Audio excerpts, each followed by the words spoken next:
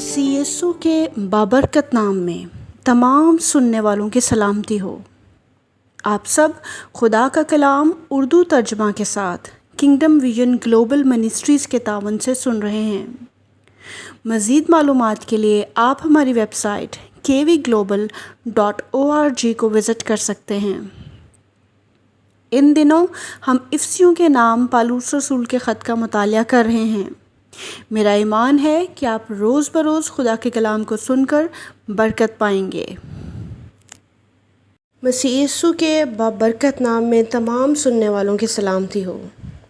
मैं आप सबको ग्लोबल डिसाइबलशिप स्कूल में खुशामदीद कहती हूँ, जहाँ हम इफ्सियों के नाम पालूस रसूल के ख़त का मुतालिया कर रहे हैं। पिछले सेशन में हमने पहले बाब की 3 से 6 आयत का मुतालिया किया था और आज हम 6 से 10 आयत तक का मुतालिया करेंगे। ये बहुत ज़्यादा बाबरकत है और मेरा ईमान है कि तमाम सुनने वाले इस कलाम के वसीला से बरकत पाएंगे। और मैं दुआ करती हूँ कि खुदावंद इस सेशन में भी खुदा बाप अपनी हिकमत को और मुकाशफात को हम पर नाजिल फरमाए, ताकि हम उसके कलाम के भेदों को जान सकें। इससे पहले कि हम शुरू करें, आइए हम देखें और दोहराई करें कि हमने 3 से 6 आयत में क्या सीखा था। खुदा बाप ने हमें इस कायनात को खल्क करने से पहले चुना और यीशु मसीह में लेपालक होने के ज़रिए हमें अपने बेटे और बेटियां बनाया। ये ख़ास पॉइंट था जो हमने पिछले सेशन में सीखा।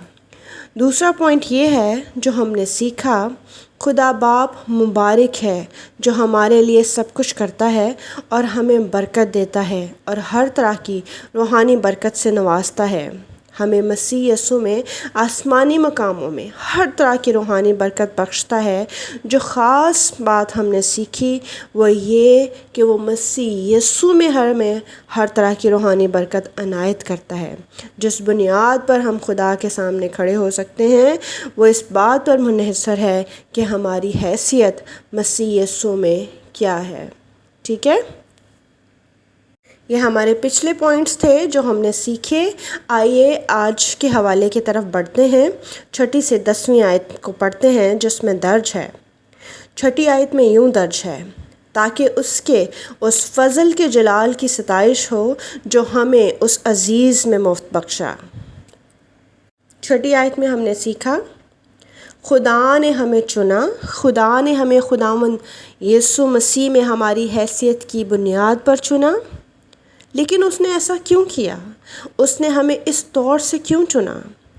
ये बात ध्यान में रहे। इस हकीकत की तरफ ये निशानदही करती है कि जिस तरह खुदावंद यीशु मसीह खुदा बाप के सामने काबिल कबूल है, उसका किरदार, उसके काम सब आसमानी बाप के नज़दीक काबिल कबूल है। इसी कबूलियत की बुनियाद पर खुदा ने उसे अज़ीज़ या प्यारा कहकर पुकारा है, जैसा हमने 6 आयत में पढ़ा। और मैं आपको मुबारकबाद देना चाहती हूँ खुदा के कलाम की ये खुशखबरी सुनाते हुए कि हम भी खुदा के नज़दीक उसी तरह अज़ीज़ और प्यारे हैं। मेरे प्यारे बहनों और भाइयों, हम पर भी, आप पर और मुझ पर भी खुदा की ख़ास मेहरबानी हुई है कि खुदा हमें भी वैसे ही देखता है जैसे वो अपने बेटे को देखता है। जैसे खुदावंद यीशु मसीह खुदा के नज़दीक अज़ीज़ है, हम भी खुदा के नज़दीक अज़ीज़ हैं। ये बहुत खूबसूरत बात है जिसने मेरी तवज्जो को इस बात की तरफ खींचा कि यकीनन इस बात पर आप भी गौर करेंगे कि खुदा उसी तौर से हमें भी चाहता और मोहब्बत रखता है।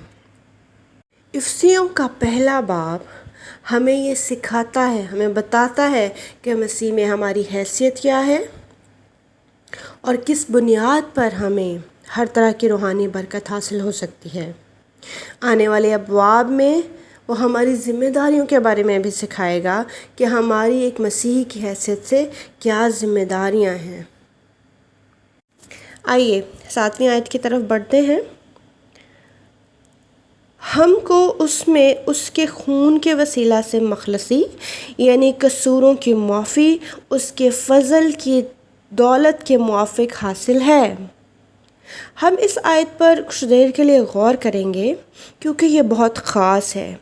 یہ بتاتی ہے کہ اس میں، جہاں اس میں سے مراد خداوند یسوع مسیح ہے۔ خداوند یسوع مسیح میں ہماری مخلصی ہے۔ مخلصی سے مراد یہ ہے کہ کوئی اپنی جگہ پر ادائیگی کر دے۔ جہاں اس نے ادائیگی کرنی تھی، جہاں میں نے ادائیگی کرنی تھی، کوئی اور آ کر میری جگہ ادائیگی کر دے، میری مخلصی ہو جائے، میرا چھٹکارا ہو جائے۔ جیسے مثال کے طور پر ایک طالب علم کی حیثیت سے میرے پاس طالب علم کی سہولت موجود ہے، طالب علم قرض حاصل کرنے کی سہولت موجود ہے، اور ہر مہینے مجھے اس کی سود سمیت ادائیگی کرنا ہوتی ہے۔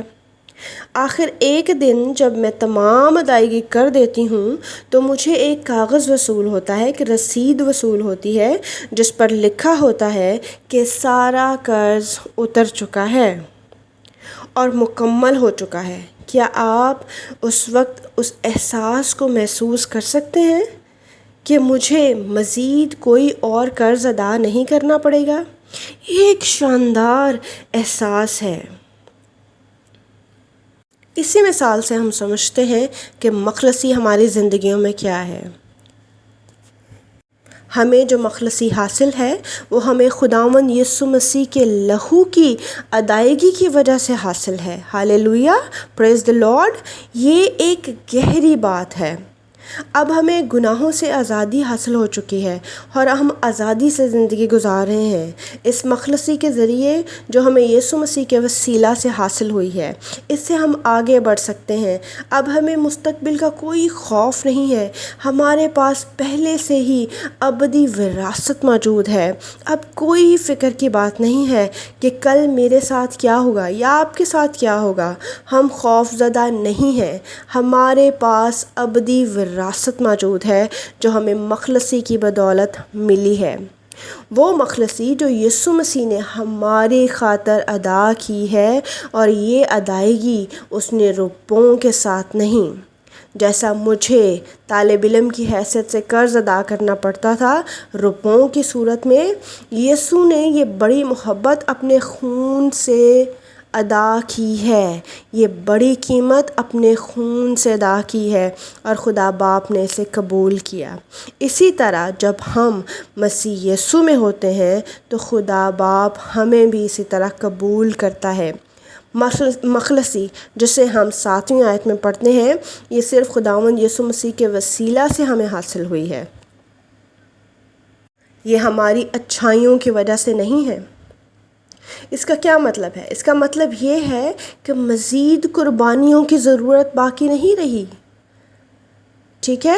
جب ہم مخلصی کو حاصل کرتے ہیں تو ہم مسیح کی پاکیزگی میں شامل ہو جاتے ہیں۔ ہاللیلویا۔ میں اور آپ خود سے پاک نہیں ہو سکتے ہیں جب تک ہم مسیح میں شامل نہ ہوں۔ ہم مخلصی کو صرف اور صرف خداوند یسوع مسیح کے وسیلہ سے ہی حاصل کر سکتے ہیں، ہمارے اچھے کاموں کی وجہ سے نہیں۔ ٹھیک ہے؟ ہمیں معافی مل چکی ہے۔ اسی مخلصی کے وسیلہ سے ہم اپنے قصوروں کی معافی کو حاصل کرتے ہیں۔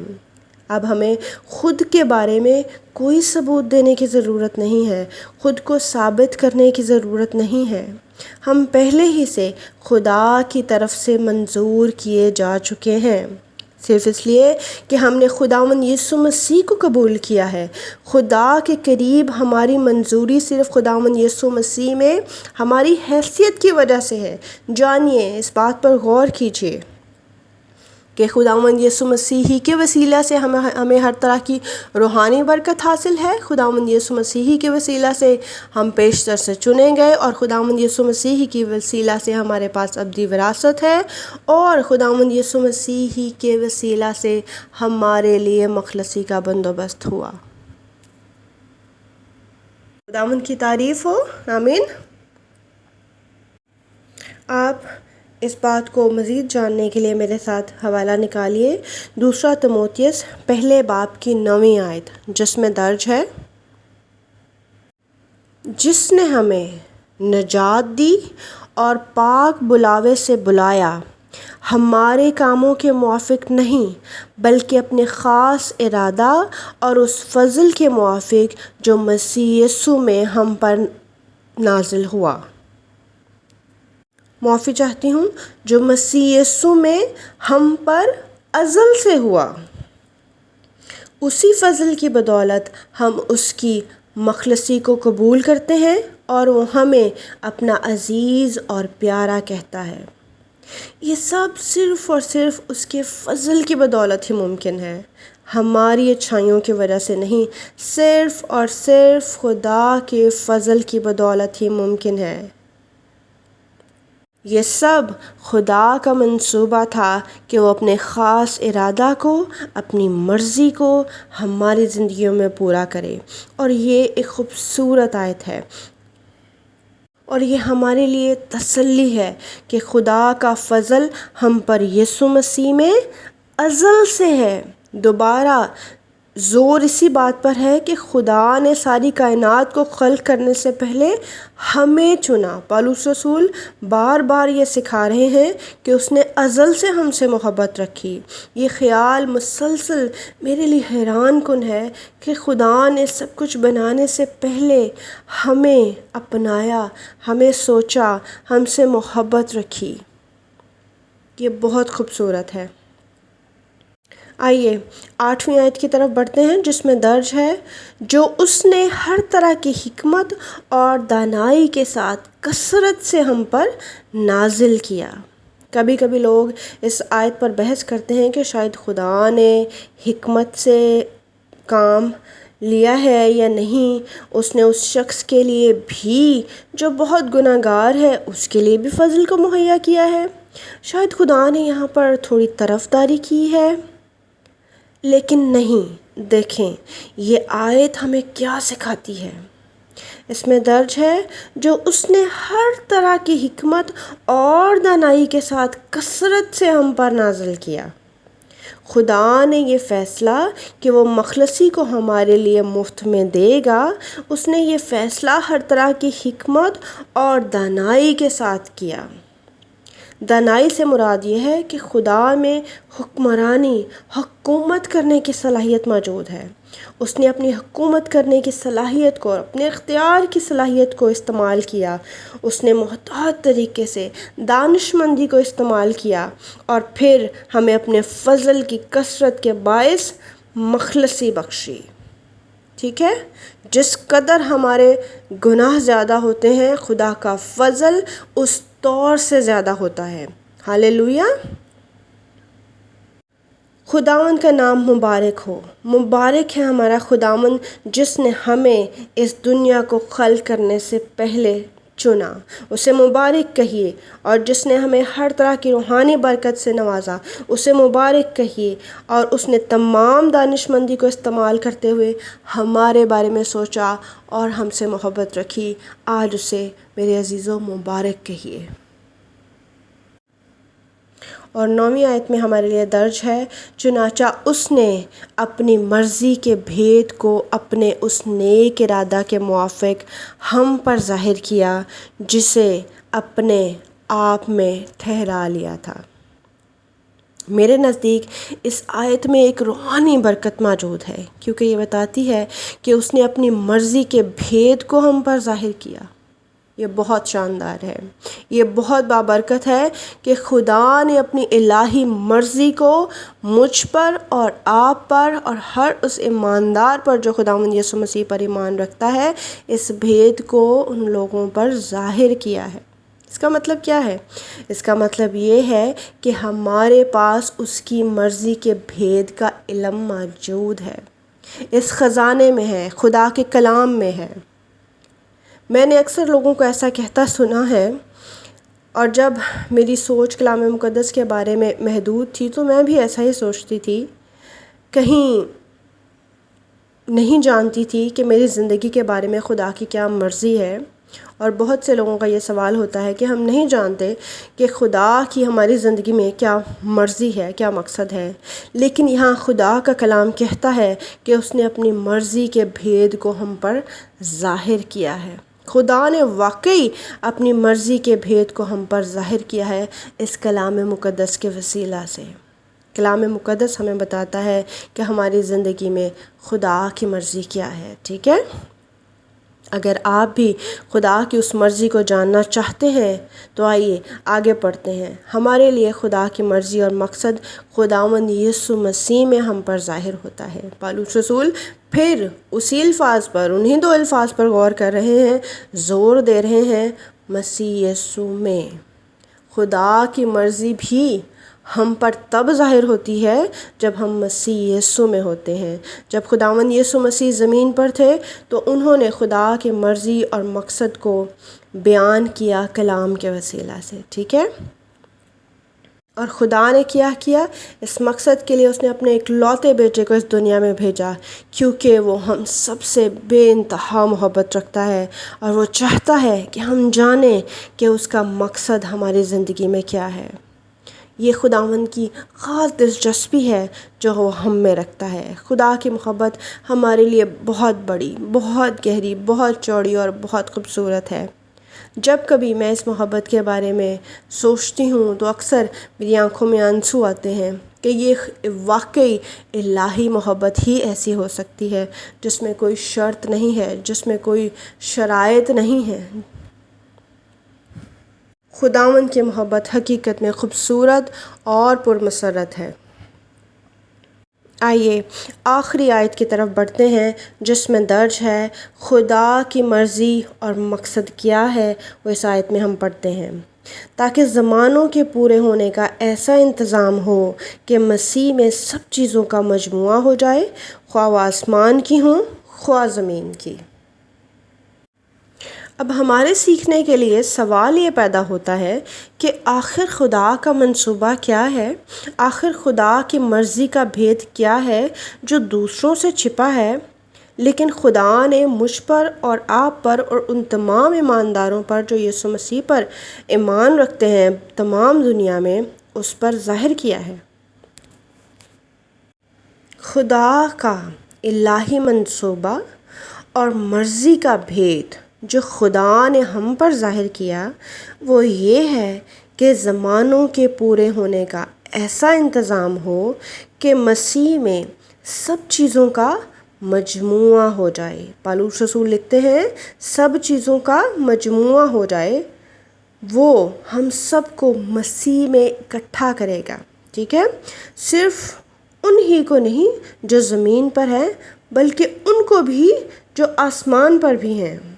ہم مسیح کے جی اٹھنے کی خوشخبری میں اپنی زندگیاں گزارتے ہیں، اور میرے پیارے بہنوں اور بھائیوں، مسیح کا جی اٹھنا ہمیں ایک زندہ امید دیتا ہے، اور اسی زندہ امید میں ہم زندگی گزارتے ہیں جہاں ہم جانتے ہیں کہ خدا کی مرضی ہمارے لیے کیا ہے، جو صرف خداوند یسوع مسیح میں ہم پر ظاہر ہوتی ہے۔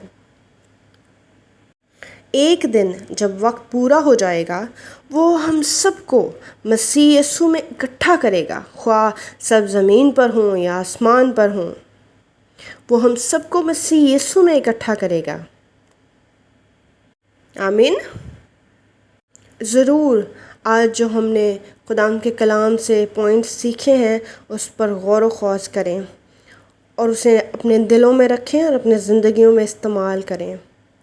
ابھی میں آپ سے ایک سوال پوچھنا چاہتی ہوں کہ آپ کیا محسوس کرتے ہیں یہ جان کر کہ خدا ہمیں سب سے زیادہ محبت رکھتا ہے اور ساری کائنات کو خلق کرنے سے پہلے اس نے مجھے اور آپ کو چنا؟ یہ خیال سوچ کر آپ کو کیسا محسوس ہوتا ہے کہ سب سے پہلے آپ چنے گئے، آپ سے محبت کی گئی؟ آپ اپنے لیے کیسا محسوس کرتے ہیں؟ آج سوچئے آپ خدا کے لیے کیسا محسوس کرتے ہیں؟ ہم خود سے اپنی بہتری کے لیے کچھ نہیں کر سکتے ہیں، یہ خدا باپ کی محبت ہے جو مسیح یسوع میں ہمیں ہر طرح کی روحانی برکت حاصل ہے، ہمارے پاس ابدی وراثت ہے۔ آپ آج سوچئے آپ کیسا محسوس کرتے ہیں یہ بڑا بھید جان کر کہ خدا اپنی مرضی کے بھید کو آپ پر ظاہر کرنا چاہتا ہے، آپ پر ظاہر کرتا ہے اس کلام کے وسیلہ سے۔ یاد رکھیے میرے پیارے بہنوں اور بھائیوں کہ خدا یہ سب کچھ اس لیے ہمارے لیے کرتا ہے کیونکہ ہم نے ایک کام کیا ہے اس کے لیے۔ سوچیں وہ کام کیا ہے؟ وہ یہ ہے کہ آپ نے اور میں نے خداوند یسوع مسیح کو اپنا نجات دہندہ قبول کیا ہے۔ آمین۔ کیونکہ جب ہم خداوند یسوع مسیح کو اپنا نجات دہندہ قبول کرتے ہیں تو آسمانی باپ کی محبت ہمیں نصیب ہوتی ہے، ہمیں ہر طرح کی روحانی برکت نصیب ہوتی ہے، اور وہ ہمیں اپنا عزیز اور پیارا کہہ کر پکارتا ہے۔ ہمیں زندہ امید حاصل ہوتی ہے زندگی گزارنے کے لیے۔ پریز دی لارڈ۔ ہمیں ابدی وراثت حاصل ہوتی ہے، اور جب تک ہم مسیح میں ہیں کوئی ہم سے یہ برکتیں چھین نہیں سکتا ہے۔ یہ بہت خوبصورت ہے، اس میں آزادی ہے، اس میں مسرت ہے۔ آج اس خیال کے ساتھ ہم اس اسٹڈی کو ختم کرتے ہیں کہ خدا کی محبت ہمارے لیے گہری ہے۔ ہمیں ضرور اس محبت کا اپنی زندگیوں میں تجربہ کرنا ہے۔ ہم مسیح کی خاطر اپنی زندگیوں کو گزاریں، ایک مقصد کے تحت گزاریں، اس کا جلال ظاہر کریں، اور اس الہی محبت کو جو اس نے ہمارے دلوں میں ڈالی ہے ہم دوسروں سے رکھ سکیں۔ یہ محبت ہم تک محدود نہ رہے، ہمیں دوسروں کو بھی اس میں حصہ دار بنانا ہے۔ پیارے بھائیوں اور بہنوں، میں اسی سوچ کے ساتھ آپ سے رخصت ہونا چاہتی ہوں۔ آپ مسیح کی محبت کے بارے میں سوچیں، مسیح کی محبت کو جانیں، مسیح کی محبت کو پہنیں، مسیح کی محبت میں بڑھیں، اپنے پڑوسی سے محبت رکھیں، اور اس الہی محبت کو اپنے تک محدود نہیں رکھیں بلکہ دوسروں کو بھی حصہ دار بنائیں۔ میرے ساتھ جمع ہونے کے لیے، خداوند کے کلام کو سننے کے لیے، سمجھنے اور سیکھنے کے لیے آپ کا شکریہ۔